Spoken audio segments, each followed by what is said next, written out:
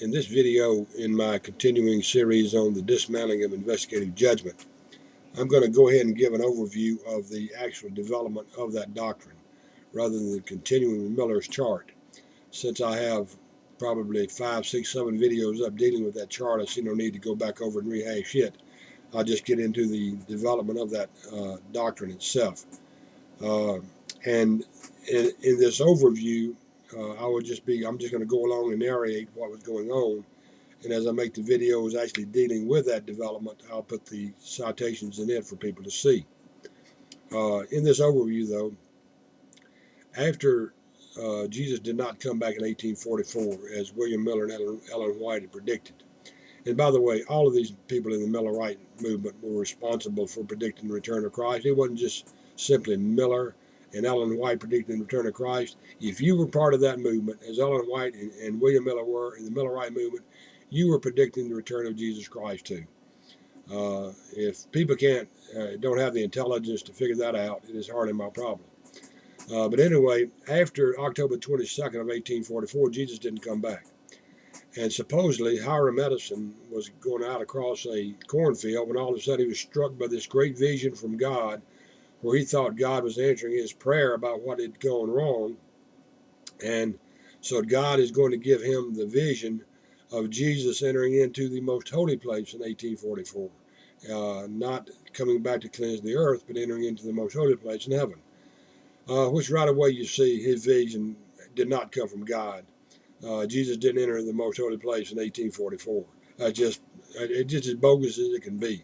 So right away you can tell his vision doesn't hold up to standards either.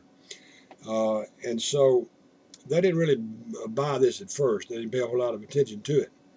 But Edison got to talking with Bates and O.R.L. Crozier, and Crozier started doing some investigating of it himself.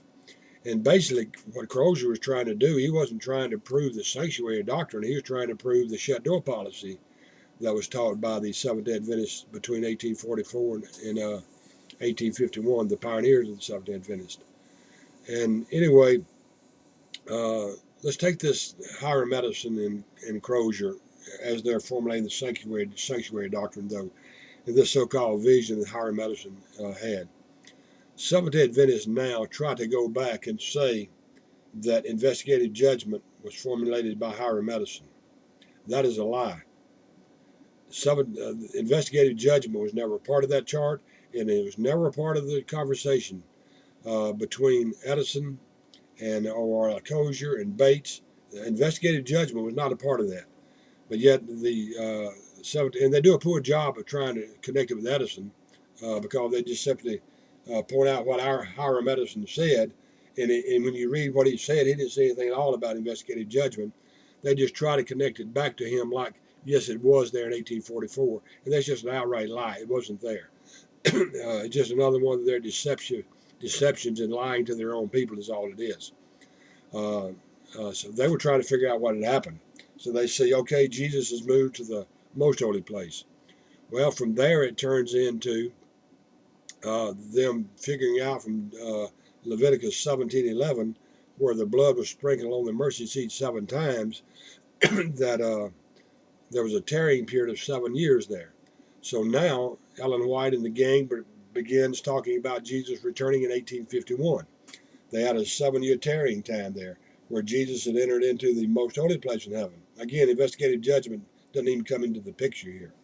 So they have between 1844 and 1851 now, where the prohibition is ceased. No one is going to be saved during that 7-year period, because Jesus is in heaven, according to the great controversy of 1858, performing a special atonement for the people of Israel.